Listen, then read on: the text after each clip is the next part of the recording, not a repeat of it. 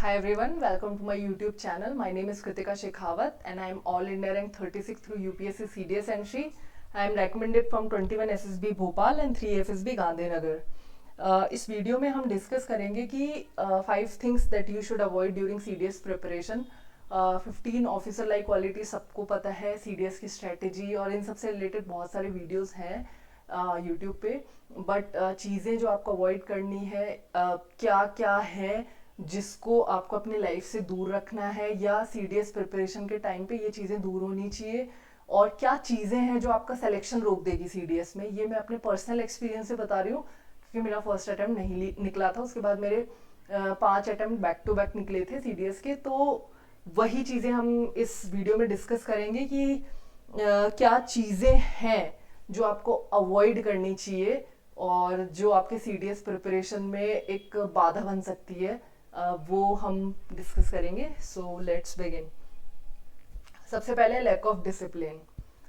सब बोलते हैं डिसिप्लिन होना चाहिए होना चाहिए.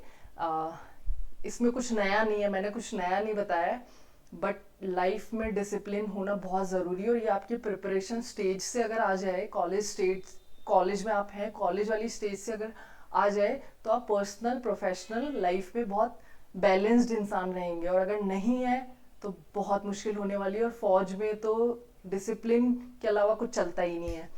तो अब ऐसा तो है नहीं आप ओवरनाइट इस क्वालिटी को डेवलप कर सकते हैं या ओवरनाइट आ जाएगी हाँ कि मैं कल से डिसिप्लिन हो जाऊंगा, ये हो जाऊंगा, वो हो जाऊंगा. ऐसे नहीं होगा. अगर आप कॉलेज में हैं या कॉलेज ज्वाइन करने वाले हैं, स्कूल में हैं, या आपके पास ऑप्शन है अभी भी, आंखें बंद करके एनसीसी ज्वाइन कर लीजिए. मुझे लगता है कि एनसीसी स्कूल और कॉलेजेस में मैंडेटरी कर देनी चाहिए. बहुत सारी चीज़ें हैं जो आपको लाइफ नहीं सिखाती है. लाइफ तो सिखाती है बट एनसीसी पहले सिखा देता है. तो आप अगर कॉलेज में हैं और आपके पास अभी भी ऑप्शन है तो एनसीसी प्लीज़ ज्वाइन कर लीजिए. 70% डिसिप्लिन वहीं से आ जाएगा. डिसिप्लिन सीडीएस प्रिपरेशन में क्यों इम्पॉर्टेंट है? अगर आपका कोई स्केड्यूल नहीं है, आप स्केड्यूल को लेकर डिसिप्लिन नहीं हो, आपका सिलेक्शन वैसे नहीं होगा. आपने एक दिन पढ़ाई की, 4 दिन नहीं की, 5वें दिन की, वो लैक ऑफ डिसिप्लिन है, वो आपको कभी सिलेक्शन नहीं दिलाएगी. सबसे इम्पॉर्टेंट है, मैं नहीं बोल रही 6 बजे उठ के 4 बजे उठ के पढ़ो, नहीं, अपने टाइम पे उठो. जिस टाइम आपको लगता है कि हाँ मैं इस टाइम 7 बजे उठूंगा या 8 बजे उठूंगा और मैं बेटर फील कर रहा हूँ, अब मैं पढ़ सकता हूँ. अपने जो भी काम काज हैं वो सब करके उसी टाइम से पढ़ाई अपनी स्टार्ट करो. 4 बजे उठ के, सुबह 5 बजे उठ के या पूरी रात पढ़ के, मैं इस थ्योरी में बिलीव ही नहीं करती. जब आपका मन है पढ़ने का, हाँ, पर आपको 6 से 8 घंटे निकालने हैं दिन में, कैसे भी करके 6 घंटे आप निकाल लो सीडीएस के लिए, 5 से 6 घंटे. और किसी ने बिल्कुल स्टार्टिंग से स्टार्ट किया तो 7-8 आवर्स आपको चाहिए. तो आप सुबह 8 से स्टार्ट करो, 10 बजे से स्टार्ट करो, it does not matter. Intention होना चाहिए, डिसिप्लिन होना चाहिए. टारगेट सेट करो कि इतना मुझे पढ़ना है, एक चैप्टर इसमें पढ़ना है, एक चैप्टर इसमें पढ़ना है. वहां से आप में डिसिप्लिन आएगा और वो आपको बहुत आगे हेल्प करेगा. सेकंड फैक्टर जो आपके सिलेक्शन में रुकावट पैदा कर सकता है वो है कि टाइम मैनेजमेंट बहुत पुअर है. ये डिसिप्लिन से ही कोरिलेट करता है. डिसिप्लिन और ये साइमल्टेनियसली चलते हैं. जिस इंसान में डिसिप्लिन नहीं है उसका ऑब्वियसली टाइम मैनेजमेंट का बहुत इशू है. दोनों को एनसीसी रिजॉल्व कर सकता है. 8 बजे 10 बजे उठने वाले भी वहाँ 4 बजे उठ जाते हैं. But again I am saying 4 बजे उठ के पढ़ना ज़रूरी नहीं है. 10 बजे 8 बजे उठ रहे हो आप और फिर आप पढ़ाई कर रहे हो, बट अपना 6 आवर्स ऑनेस्टली दे रहे हो, वो इम्पॉर्टेंट है. और रही बात सुबह उठने की, आपकी हैबिट नहीं है. फौज आपको रात को 2 बजे भी उठा देगी, सुबह 4 बजे भी उठा देगी और पूरी रात सोने भी नहीं देगी. तो उसकी चिंता आपको अभी से करने की ज़रूरत नहीं है. उसके लिए फौज है सुबह उठाने के लिए, और रात को नहीं, बिल्कुल सोने भी नहीं देगी. तो डोंट वरी अबाउट दैट, वो कोई इशू नहीं है. But discipline and time management होना बहुत ज़रूरी है. जिस इंसान में डिसिप्लिन की कमी है उसका टाइम कभी मैनेज नहीं हो सकता है.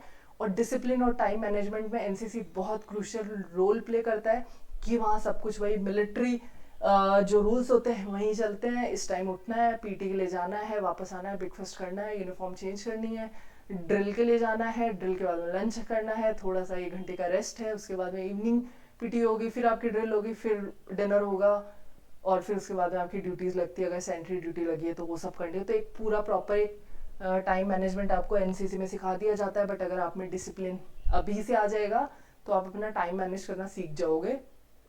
सोशल लाइफ, पर्सनल लाइफ दोनों मैनेज करके चलना होता है। ऐसा नहीं है कि आप एकदम आइसोलेट हो जाओ पढ़ाई के लिए कि मुझे तो किसी से नहीं मिलना है, मैं तो घर में बैठ के ये करूँगा, पढ़ूंगा, ये सब उससे भी काम नहीं चलेगा। सोशल लाइफ होना बहुत ज़रूरी है, आपके पास फ्रेंड्स होना बहुत ज़रूरी है, क्योंकि फिर वही होता है ना कि अगर आप चेयरफुल नहीं रहोगे, ऐसी प्रिपरेशन आपको काम नहीं आएगी। एसएसबी में जाके आप लैग कर जाओगे, या आगे फ्यूचर में भी कुछ ना कुछ इश्यूज होते हैं। तो आप बैलेंस करके चलो अपनी प्रिपरेशन वाली लाइफ को जो है, और उसके अलावा आपके सोशल जो सर्कल है उसको। एक हफ्ते में एक दिन निकल सकता है आराम से, तो वो सारी चीज़ें हैं। टाइम मैनेजमेंट भी आपका सिलेक्शन रोक सकता है, तो प्लीज़ इस पे ध्यान दें। थर्ड है फिजिकल फिटनेस को नेग्लेक्ट करना।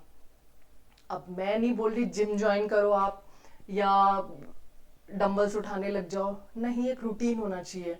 बिल्कुल लाइब्रेरी में घुस के पढ़ना नहीं है, अपनी स्टडी टेबल पे घुसे नहीं रहना है। चाहे आप 15 से 20 मिनट भी अगर आप अपने आप को दे रहे हो ना एक दिन में, 15, 20 या 30 मिनट तक भी, चाहे आप योगा करते हैं, चाहे आप मेडिटेशन करते हैं, चाहे आप वॉक के लिए जाते हैं, चाहे आप रनिंग करते हैं, बहुत इंपॉर्टेंट है।